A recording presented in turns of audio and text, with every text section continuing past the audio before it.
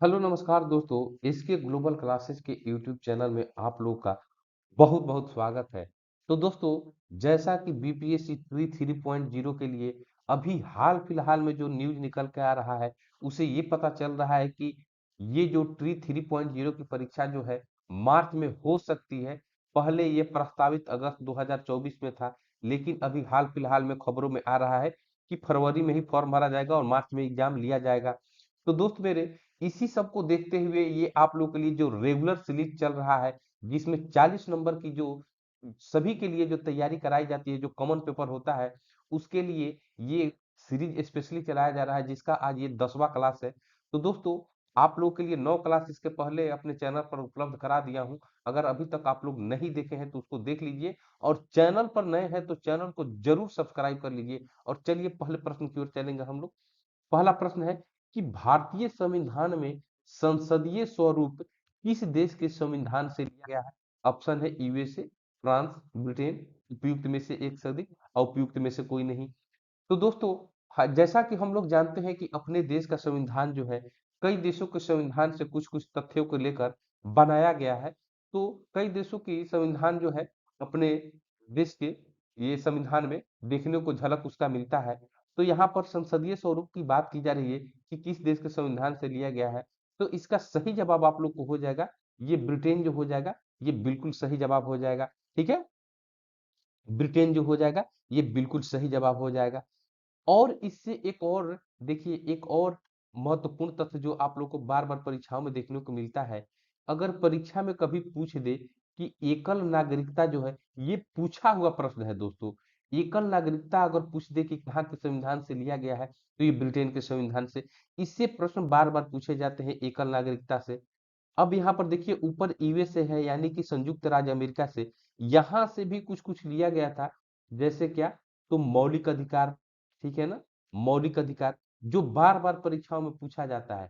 मौलिक अधिकार से बार बार प्रश्न पूछा जाता है कि मौलिक अधिकार किस देश के संविधान से लिया गया है। तो मेरे भाई, संयुक्त राज्य अमेरिका या यूनाइटेड स्टेट ऑफ अमेरिका कह सकते हैं। ठीक है, एक और यहाँ से प्रश्न पूछा जाता है, उसको भी आप लोग नोट ही कर लीजिए। ये हो जाएगा, राष्ट्रपति पर अगर महाभियोग की बात की जाए, राष्ट्रपति पर महाभियोग की अगर बात की जाए, तो ये भी आप लोगों को यूनाइटेड स्टेट ऑफ अमेरिका के संविधान से ये लिया गया है। फ्रांस की बात की जाए तो यहाँ से देखिए, तीन शब्द का आप लोग नाम सुने ही होंगे। स्वतंत्रता, समानता और बंधुत्व के सिद्धांत जो है यहाँ से लिया गया है। स्वतंत्रता, समानता और बंधुत्व का सिद्धांत जो है, ये आप लोगों को फ्रांस के संविधान से लिया गया है, अपने देश के संविधान में। तो चलिए, मैं आशा करता हूं कि ये सारे बात जो है आप लोग अच्छे तरीके से समझ गए होंगे। अगले प्रश्न की ओर चलेंगे हम लोग। अगला प्रश्न, ये दूसरा नंबर प्रश्न है कि किस देश की मुद्रा को टका कहा जाता है? अरे भाई, ये तो बिल्कुल आसान क्वेश्चन हो गया। ठीक है ना, चलिए आसान क्वेश्चन है, कोई दिक्कत नहीं है। बहुत सारे दोस्त हैं जिनको ये नया प्रश्न लग सकता है। तो फिलहाल इसको देख लिया जाए कि इससे और क्या क्या तथ्य हो सकते हैं। टाका तो हो जाएगा एकदम बिल्कुल, ये बांग्लादेश की ये मुद्रा को टाका कहते हैं। ठीक है ना, बांग्लादेश की मुद्रा को टाका कहते हैं। और बांग्लादेश की राजधानी की अगर बात किया जाए तो ये ढाका हो जाएगा। कहाँ हो जाएगा? ढाका हो जाएगा। श्रीलंका को देख लीजिए, श्रीलंका की अगर बात किया जाए तो श्रीलंका की राजधानी हो जाएगा श्री जयवर्धने, श्री जयवर्धने पूरा कोट्टे।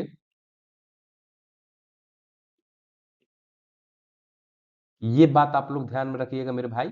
श्रीलंका की राजधानी जो है पहले कोलंबो थी, लेकिन अब नई राजधानी जो है श्री जयवर्धने कुट्टे जो है, ये श्रीलंका की नई राजधानी हो गई। और वहां की मुद्रा की अगर बात किया जाए तो श्रीलंकाई जो है रुपया जो है, श्रीलंकाई रुपया जो है, ये वहां का मुद्रा हो गया श्रीलंका का। इंडोनेशिया की अगर बात किया जाए, थोड़ा सा इसको भी देख लिया जाए कि इंडोनेशिया के ये राजधानी पहले देख लीजिए। तो इंडोनेशिया की राजधानी पहले जकार्ता था। ठीक है ना, ये जकार्ता था, लेकिन अब जो है इसको नूसंतारा कर दिया गया है। ठीक है ना, नूसंतारा जो है इंडोनेशिया की राजधानी हो गई, पहले जकार्ता थी। ठीक है, और यहाँ की अगर मुद्रा की बात किया जाए तो इंडोनेशियाई रुपया जो हो जाएगा, इंडोनेशियाई रुपया जो हो जाएगा, ये यहाँ का, ये यहाँ का मुद्रा हो गया, कहाँ का? इंडोनेशिया का। तो दो तीन जो बातें हैं आप लोग अच्छे से याद रख लीजिएगा। और देखिए, एक और प्रश्न कभी कभी पूछ लिया जाता है ये श्रीलंका से। कभी श्रीलंका का पुराना नाम पूछ लिया जाता है, ठीक है ना। ये श्रीलंका का पुराना नाम कभी कभी पूछ लिया जाता है कि श्रीलंका का पुराना नाम क्या है। तो मेरे भाई आप लोग याद रखिएगा, श्रीलंका का पुराना नाम सिलोन है, ठीक है ना, सिलोन है। तो ये बात आप लोग, मैं आशा करता हूँ कि समझ गए होंगे। चलिए अगले शानदार प्रश्न की ओर चलेंगे हम लोग। प्रश्न तीसरा नंबर है कि सीने बार किसका अयस्क है। सीने बार की बात किया जा रहा है, 5 ऑप्शन दिए गए हैं और सीने बार जो है किसका अयस्क है आप लोग को बताना है। तो सीने बार की अगर बात किया जाए तो ये आप लोग को ये पारा का जो है अयस्क हो जाएगा, ठीक है ना। ये पारा का अयस्क होता है कौन, सीने बार होता है, ठीक है ना। तो अगर इसकी रासायनिक सूत्र की अगर बात किया जाए तो ये होता है Hg। Hg होता है ये पारा का संकेत कह लीजिए या रासायनिक सूत्र कह लीजिए, ठीक है ना। इसकी अगर परमाणु संख्या की अगर बात किया जाए, कई बार परीक्षा में पूछ लिया जाता है डायरेक्ट कि पारा का परमाणु संख्या कितना है, तो ये 80 हो जाएगा, ठीक है ना, 80 हो जाता है, ठीक है। अगर अयस्क तो सीने बार हो ही गया, सीने बार को छोड़कर और कौन कौन अयस्क है अगर कभी पूछ लिया जाए तो देखिए, और दो अयस्क है जो पूछा जा सकता है, मेटा सीने बार, मेटा सीने बार और टाई मैग्नाइट जो है, टाई मैनाइट जो है, ये आप लोग को दो और अयस्क है, कभी देखने को मिल सकते हैं। तो आप लोग घबराइएगा नहीं, ये भी पारा का दो महत्वपूर्ण अयस्क है। हालांकि परीक्षा में बार बार ये सीने बार ही पूछा जाता है, तो मेटा सीने बार पूछ दे या टाई मेनाइट पूछ दे तो घबराने की जरूरत नहीं है। और पारा से एक चीज और मैं महत्वपूर्ण तथ्य बता दूं कि ये मेरे भाई एक ऐसा ये एकमात्र धातु है जो कि द्रव अवस्था में रहता है, एकमात्र ऐसा धातु जो द्रव अवस्था में है, द्रव अवस्था में है, ठीक है ना, द्रव अवस्था में रहता है। तो ये महत्वपूर्ण बात भी आप लोग याद रखिएगा, ठीक है। अब आइए सोना का थोड़ा सा देख लिया जाए। तो सोना का अगर प्रतीक का अगर बात किया जाए तो ये एयू होता है, एयू से इसको डिनोट करते हैं सोना को, ठीक है ना, एयू से इसको डिनोट करते हैं। इसकी परमाणु संख्या की बात की जाए तो 79 हो जाता है इसका परमाणु संख्या, यानी कि 79, ठीक है। ये बात हो गई। अगर इसके अयस्कों की बात की जाए तो दो तीन अयस्क देखिए क्या क्या हो जाता है, उसको मैं आप लोगों को लिख दे रहा हूं, कभी परीक्षा में पूछ ले तो आप लोग बिल्कुल घबराइएगा नहीं। कैल्वराइट, ठीक है ना, सिल्वेनाइट, सिल्वेनाइट, ठीक है ना, ये कैल्वराइट सिल्वेनाइट, ठीक है। एक और अयस्क होता है, मैं ऊपर लिख दे रहा हूं, सोना का एक और अयस्क है पेटजाइट, पेटजाइट। ये तीन अयस्क ही है जो महत्वपूर्ण अयस्क है, जो कि सोना के महत्वपूर्ण अयस्क है। देखिए ये टर्म मैं बढ़िया से लिख दे रहा हूँ, ठीक है, पेटजाइट। तो कैल्वेराइट, सिल्वेनाइट और पेटजाइट जो है ये सोना का महत्वपूर्ण तीन अयस्क है। इसका परमाणु संख्या 79 और प्रतीक एयू हो जाता है। उसी तरह चांदी का अगर देख लिया जाए तो चांदी को दोस्तों कैसे लिखा जाता है, तो चांदी को एजी लिखा जाता है, ठीक है ना, एजी लिखा जाता है चांदी को। और इसका अयस्क क्या क्या हो जाता है तो मैं लिख दे रहा हूं, बहुत ही महत्वपूर्ण अयस्क, ये हॉर्न सिल्वर जो है, कई बार आप लोगों को परीक्षा में पूछ दिया जाता है कि हॉर्न सिल्वर जो है किसका अयस्क है, तो मेरे भाई ये चांदी का ही अयस्क है। हॉर्न सिल्वर कह दे या रूबी सिल्वर कह दे, रूबी सिल्वर कह दे या सिल्वे नाइट्स कह दे, सिल्वे, सिल्वे नाइट्स कह दे, मैं लिख दे रहा हूं इसको अच्छे से, सिल्वे नाइट्स कह दे, ठीक है ना। ये तीनों जो हो जाते हैं चांदी के महत्वपूर्ण अयस्क हो जाते हैं। और इसकी परमाणु संख्या की अगर बात किया जाए चांदी का, तो एजी तो इसका प्रतीक हो गया, और 47 यानी कि 47, देखिए इधर मैं लिख दे रहा हूँ, 47 जो होता है ये इसका परमाणु संख्या हो जाता है, ठीक है ना। तो ये बात आप लोग याद रखिएगा। तो देखिए इससे भी कुछ महत्वपूर्ण तथ्य जो था, ये मैं आशा करता हूँ कि आप लोगों को समझ में आ गया होगा। चलिए अगले प्रश्न की ओर चलेंगे हम लोग। अगला प्रश्न 4 नंबर प्रश्न है कि कच्चे फलों को पकाने के लिए किसका प्रयोग किया जाता है। कच्चे फलों को पकाने के लिए बहुत ही महत्वपूर्ण प्रश्न दोस्तों। ऑप्शन है carbon dioxide, sulphur dioxide, acetylene gas, उपयुक्त में से एक सकती, उपयुक्त में से कोई नहीं। तो कच्चे फल को अगर पकाने की बात की जाए ना, तो इसका आप लोग को सही जवाब हो जाएगा एसिटिलीन गैस, ठीक है ना, ये एसिटिलीन गैस हो जाएगा।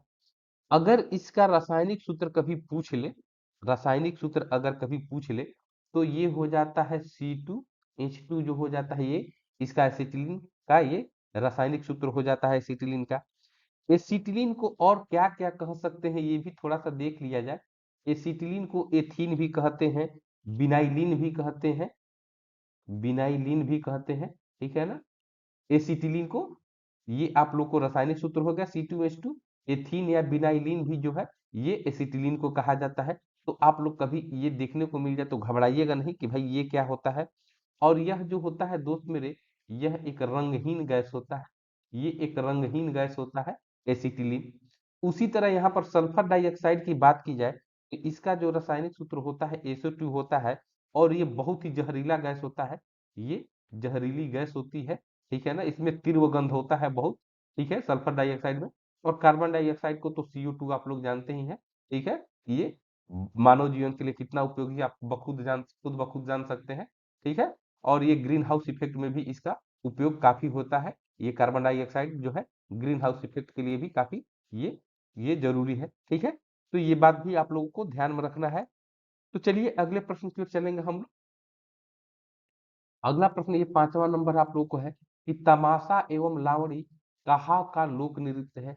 तो देखिए कई बार परीक्षाओं में आप लोग को लोक नृत्य से जो है आप लोग को प्रश्न देखने को मिले हैं, चाहे वो ट्री 1 हो ट्री 2 हो, ठीक है। तो तमाशा और लावणी की बात की जाए तो ये आप लोग को हो जाएगा महाराष्ट्र का ये लोक नृत्य होता है। कहाँ का? ये महाराष्ट्र का दो महत्वपूर्ण लोक नृत्य है, तमाशा और लावणी हो गया, ठीक है। अब यहाँ पर दो और चीज दिए हुए हैं, गुजरात और उत्तराखंड।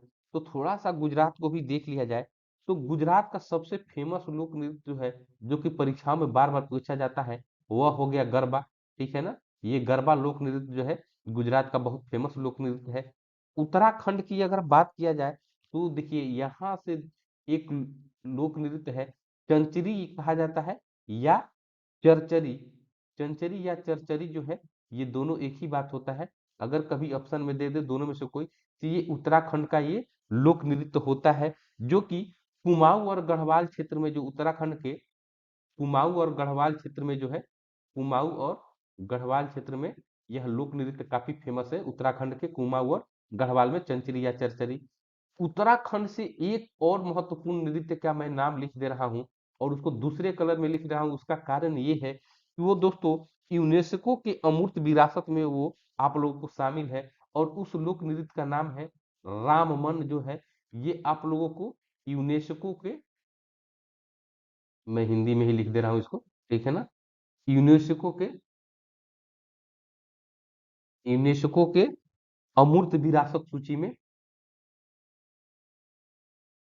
अमूर्त विरासत सूची में जो है ये राममन जो है लोक नृत्य उत्तराखंड का है, जो कि यूनेस्को के अमूर्त विरासत सूची में ये यहाँ पर शामिल है, ठीक है। तो चंचरी या राममन जो है ये दोनों उत्तराखंड के लोक नृत्य है। और मैं आशा करता हूँ कि ये दोनों बातें आप लोगों को अच्छे तरीके से समझ में आ गई होंगी। और दोस्तों आप लोग को अगर क्लास इतने शानदार लगते हैं हमारे द्वारा जो पढ़ाया हुआ, तो आप लोग वीडियो को लाइक करना ना भूलिएगा।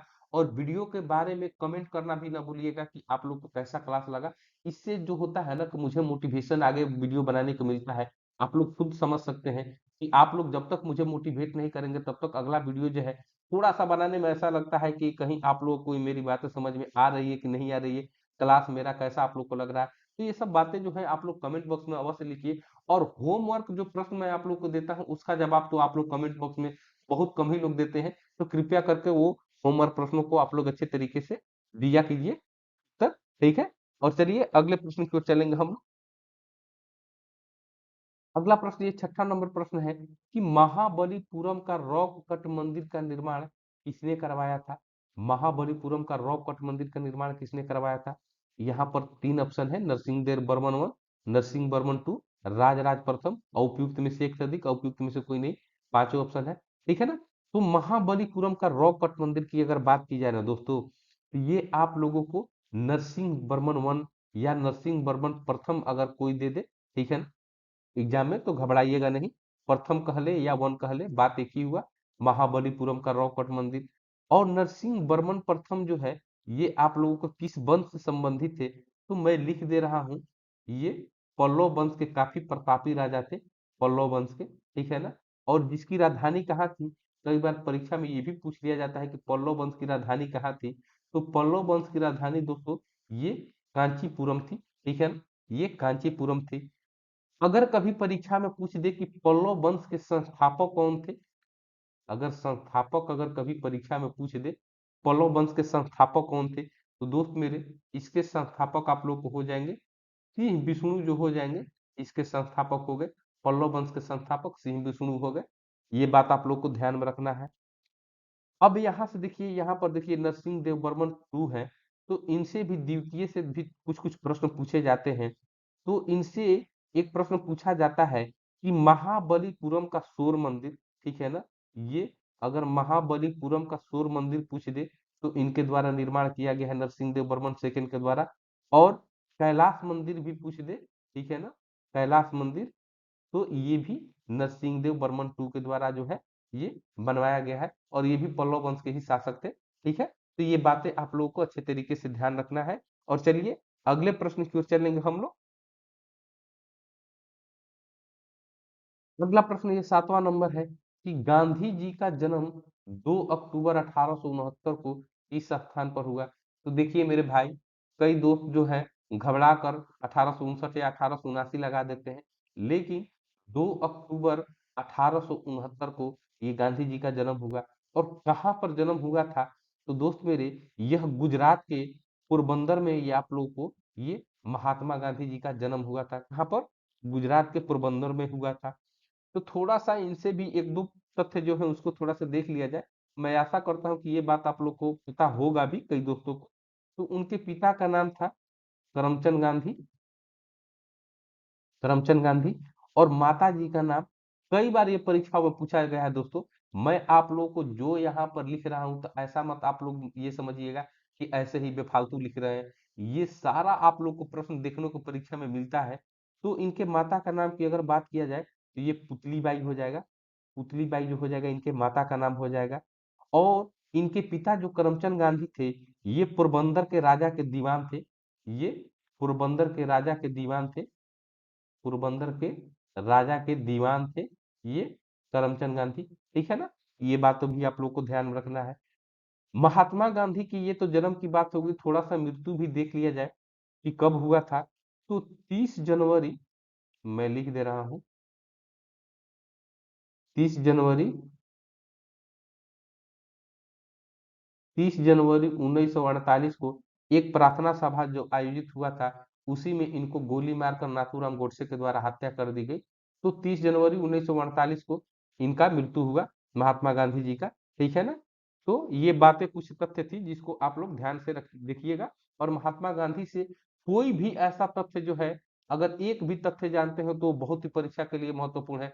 क्योंकि बीपीएससी ट्री में आप लोग को महात्मा गांधी जो है ये बहुत ही फेवरेट टॉपिक है। और बाबू बीर कुंवर सिंह जो, ये जो आरा से जो थे, जगदीशपुर से, तो उनसे भी प्रश्न जो है बार बार परीक्षा में पूछे गए हैं। और कांग्रेस के अधिवेशन से ये 2-3 ऐसे टॉपिक है ना कि ये बार बार रिपीटेड प्रश्न जो है आप लोग को किए जाते थे ये बीपीएससी ट्री में, ठीक है। चलिए अगले प्रश्न की ओर चलेंगे हम लोग। अगला प्रश्न, ये 8वां नंबर प्रश्न है कि राज्यसभा के 1/3 सदस्य कितने वर्षों के अंतराल पर सेवानिवृत्त हो जाते हैं। तो देखिए, राज्यसभा की बात की जाए तो यहाँ पर सेवानिवृत्ति वाली बात इसलिए हो रही है कि पहले तो मैं ये बता दूं कि राज्यसभा जो होता है, ये दोस्त मेरे, ये आप लोगों के एक अस्थाई सदन होता है। अस्थाई सदन कहने का मतलब ये होता है कि इसको भंग नहीं किया जा सकता है, इसका विघटन नहीं होता है राज्यसभा का। ये बात आप लोग अच्छे से पहले ध्यान में रख लीजिए, ठीक है ना। और यहाँ पर कितने वर्ष के बाद सेवानिवृत्त होते हैं, तो प्रत्येक 2 वर्षों के बाद जो होता है दोस्तों, 1/3 सदस्य जो है राज्यसभा के सेवानिवृत्त हो जाते हैं प्रत्येक 2 वर्षों के बाद। तो ये बात आप लोग को याद रखना है।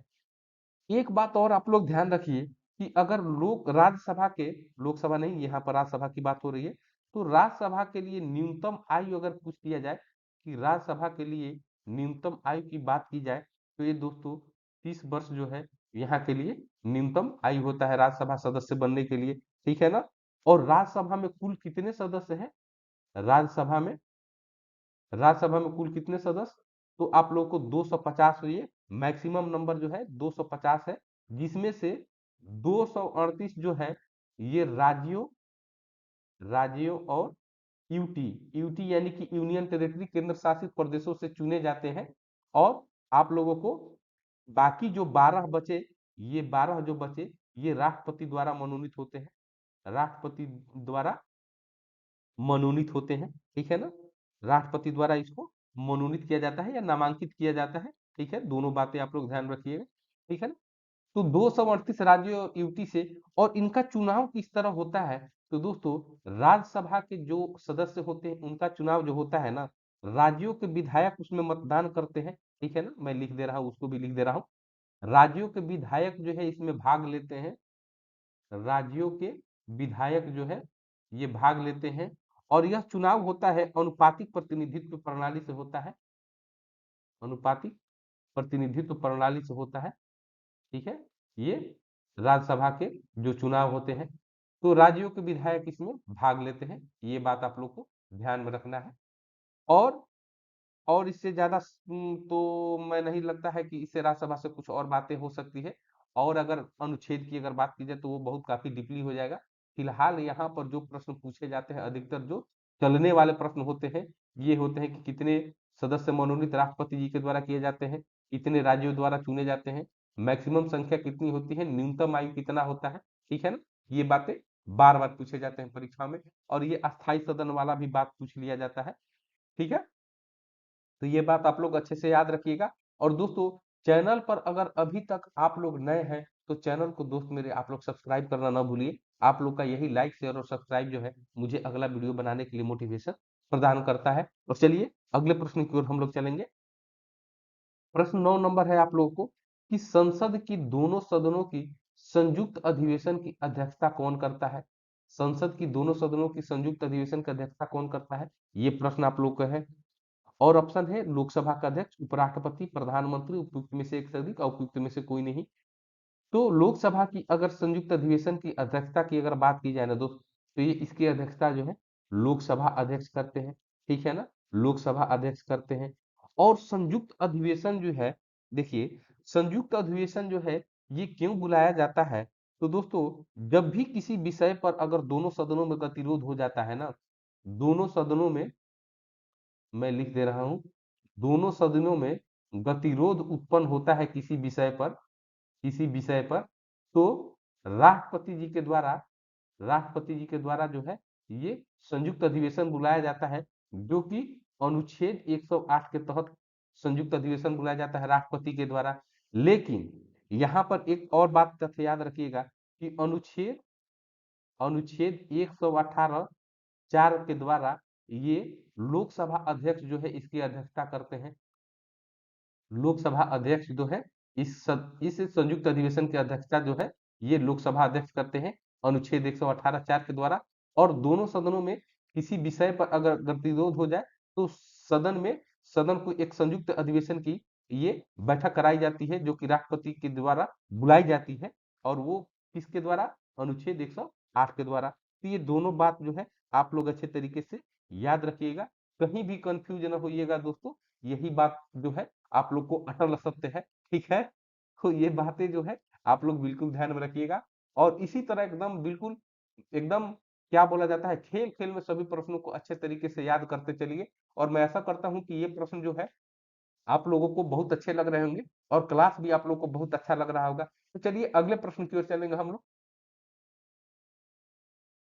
आज का ये 10वां नंबर प्रश्न है दोस्तों, ये आप लोग के लिए 10वां नंबर प्रश्न है कि एशिया के रोशनी के नाम से किसे जाना जाता है।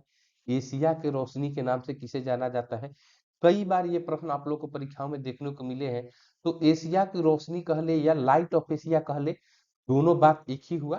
ठीक है ना, और आप लोग को यहाँ पर 5 ऑप्शन दिए गए हैं, महावीर जैन, गौतम बुद्ध, मोहम्मद साहब, उपयुक्त में से एक से अधिक, उपयुक्त में से कोई नहीं। तो लाइट ऑफ एशिया या एशिया की रोशनी की बात की जाए तो दोस्तों इस प्रश्न का सही जवाब आप लोग को हो जाएगा, ये गौतम बुद्ध जी को है एशिया की रोशनी कहा जाता है, गौतम बुद्ध जी को। तो चलिए थोड़ा सा इनसे महत्वपूर्ण तथ्यों को देख लिया जाए, जो कि परीक्षा की दृष्टि से काफी महत्वपूर्ण होते हैं। तो पहला तो देख लीजिए इनका जन्म कब हुआ था। तो जन्म जो हुआ था इनका, जो हुआ था ये 563 ईसा पूर्व में हुआ था जन्म। ठीक है, कहाँ पर हुआ था, तो ये लुम्बिनी में हुआ था, ये लुम्बिनी में हुआ था।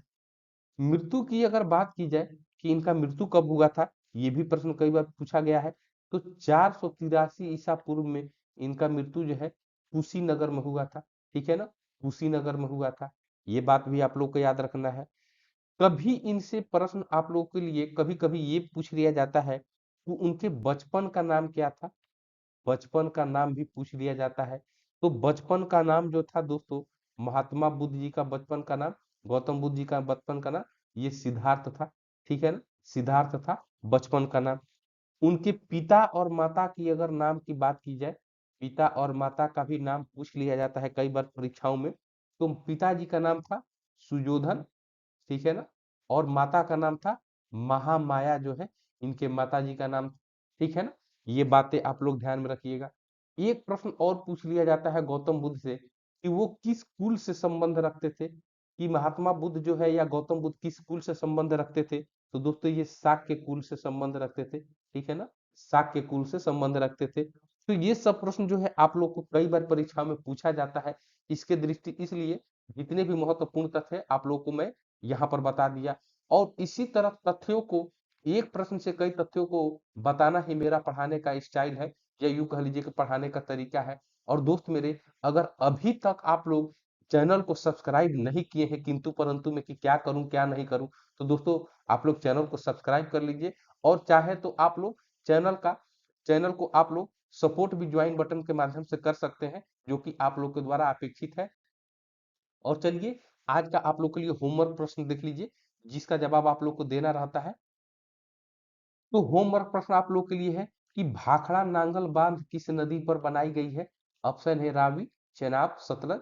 उपयुक्त में से एक से अधिक, उपयुक्त में से कोई नहीं।